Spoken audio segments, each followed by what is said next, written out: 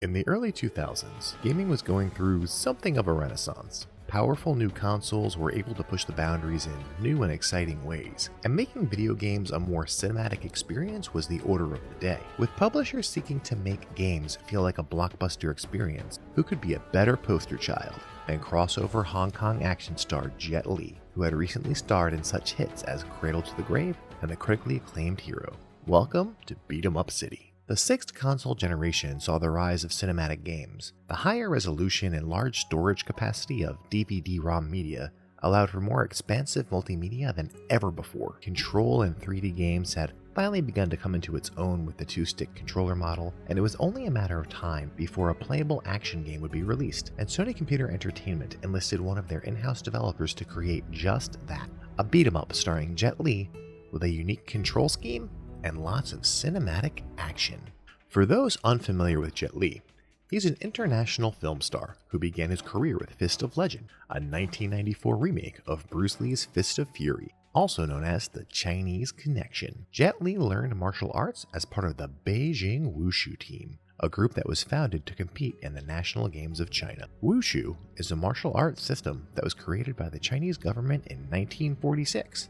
To preserve Chinese martial arts and regulate how they can be taught. The Beijing Wushu team regularly works with Hong Kong film producers and includes famous alumni like Donnie Yen. Rise to Honor was directed over the course of about 3 years. 6 weeks of this time was spent on motion capture, which featured Jet Li himself. In an interview with IGN, Jet Li stated that he included all of his signature moves in the game in order to make it look and feel as much like his films as possible. Jet Li's voice and likeness is used for the main character, Kit Yun, and a number of other Hong Kong film actors lent their likenesses to the project as well. Some of the villains and supporting cast may look familiar to action movie fans. Rise to Honor is a remarkable game due to its particular control scheme, in which the player uses the right analog stick to perform attacks. This is a very cool system. The direction in which the stick is slapped determines in which direction Kit attacks. Kit can also grab and throw enemies, pick up weapons, vault off of walls, and even go into bullet time to deliver combos at light speed. The result is a fast-paced action film, in which, in Jet Li's own words, the player takes the role of the director. Holding the block button will cause Kit to deftly avoid incoming attacks, and he can even launch his own counterattacks. He has 2 status bars, a blue status bar which depletes while he's defending, and a red status bar that depletes when counterattacks are used, or, if full, when Kit goes into bullet time. It forces the player to strike a balance between offense and defense. The bars also charge up very quickly, so Kit can take on wave after wave of enemies. Once you make it to about halfway through the 6-hour main story, Kit teams up with Michelle, a childhood friend who also happens to be a kung fu expert. Kit can team up with Michelle to perform a number of acrobatic tandem moves. This is quite a novel system, and I'm very surprised that it never caught on or was expanded into other games. The fighting is not the only kind of gameplay. There's also run and gun sections of the game, where Kit has to find cover and move forward while shooting at enemies. During these sequences, Kit can use bullet time to quickly leap out of cover and take down enemies without being hit. In addition to these 2 main game modes, there are also chases, a stealth sequence, and even a scene where you run away from a helicopter. It keeps things fun and interesting so that players don't get too bored.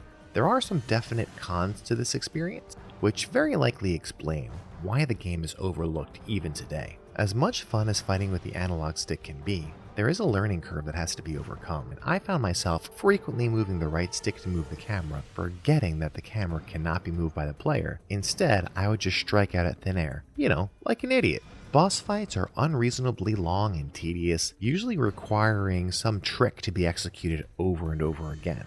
The bosses have so much health that it simply takes forever to defeat them. Some battle sequences even include waves upon waves of enemies that just never seem to end. While you still usually battle several different enemy types during these fights just to mix things up, it still gets really monotonous. This is especially noticeable during the church sequence, in which Kit must stay in one room battling a small army of bad guys. I think you have to fight like 60 enemies here, and it gets very tiresome. Some sequences also feel very awkward, and it's almost more like a movie than it is a game. The stealth sequence has a number of jarring transitions, and the number and location of the guards changes every time you clear it, but then there are some guards that remain and you can't take them out till later. It's kind of disorienting, and it really threw me off when I was playing it. While the gameplay is refreshing for being so divergent from what we had all come to expect at the time, this kind of ingenuity isn't always rewarded, especially when the execution leaves something to be desired. As fresh the concept of using the analog sticks to perform attacks was, it was hurt by the game's overall design. This is most likely largely due to Sony handing the project off to one of many small development studios under their umbrella, Foster City Studio. Today, this developer no longer exists, and I was unable to find any information about them online. While Rise to Honor has 4 credited producers, including Sony Computer Entertainment America's Jeff Vargas and composer Jim Wallace, I was unable to find any credit for who was the director or the project lead on this.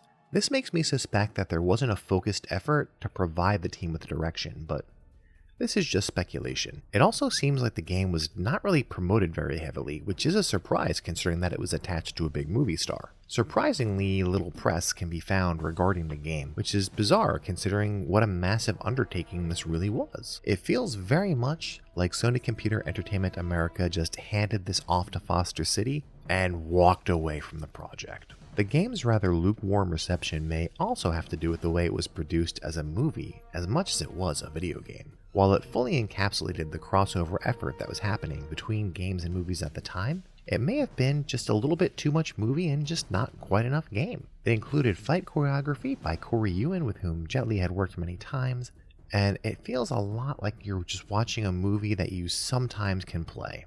Cutscenes are unnecessarily long, and the plot is just your typical action movie schlock with Kit playing an undercover cop in the employment of a mob boss who's also a friend of his father, who is murdered by a rival gang, and then the story of course follows Kit from Hong Kong to San Francisco and back again to uncover the plot behind the murder of his father's old friend, who was, you guessed it, just about to retire. If this plot sounds familiar or contrived, it's because it's just another version of something we've seen 100 times before. This is really just about every kung fu movie, isn't it? And all these long cutscenes, they just don't really add that much to the plot. There's very little by way of character development. It has about as much depth as an action movie. Rise to Honor also contains all the tropes that you might expect from a Jet Li action movie. You've got a bumbling comic relief best friend who just so happens to have a secret hideout that the bad guys find immediately. A big guy unrelated to the main plot who starts a fight with the protagonist over damage to his bar. Bulletproof garbage cans, and bad guys who wait patiently while Kit beats up their buddies before attacking him themselves. How very polite of them.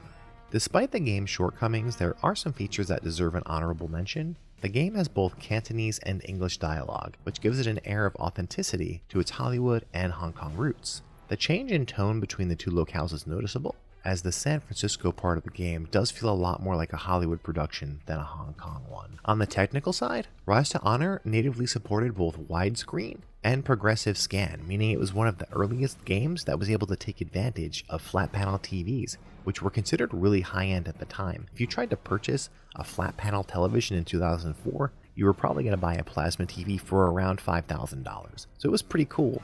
And this game, of course, as a result of this, still looks pretty good on a modern display. Because this game was never very popular, I wasn't really able to learn a whole lot about the development cycle or what was going on behind the scenes. There is a behind the scenes featurette and a handful of interviews that I was able to find, but there's just not really that much detail. In interviews, Jet Li makes it seem pretty clear that he doesn't really know much about video games, and while I may be misunderstanding or misinterpreting, he doesn't really seem to be enthusiastic about Rise to Honor. I don't think he even promoted the game outside a handful of interviews, and short interviews at that. Rise to Honor, though, it's definitely underappreciated. It's one of the more inventive titles that was released on the PS2, and between the fun and novel gameplay and the inclusion of a popular action star, I'm really surprised it's been virtually forgotten over the years. And as I recall, it didn't really have a very impressive reception to begin with. If nothing else, it was a great weekend rental, and a game that had tremendous potential if only the execution had given it the attention it deserved. Thank you for watching. If you've enjoyed this video, please like, subscribe, and enable notifications. I am so close to my goal of 1,000 subscribers, which will give this channel a budget and allow me to make better content. Enabling notifications will ensure that you don't miss the next Beat 'em Up City or any of my other retro gaming content, which includes retro retrospectives, reviews, video essays, emulation tutorials, and more. Be sure to tune in next week for my continuation of the Creatures of Final Fantasy series, where I will be talking all about the famous mascot, the Chocobo. And also please check out the video being displayed on your screen right now, and take a look at the video description for links to my social media, Patreon, and more. Thank you, and until next time, game over.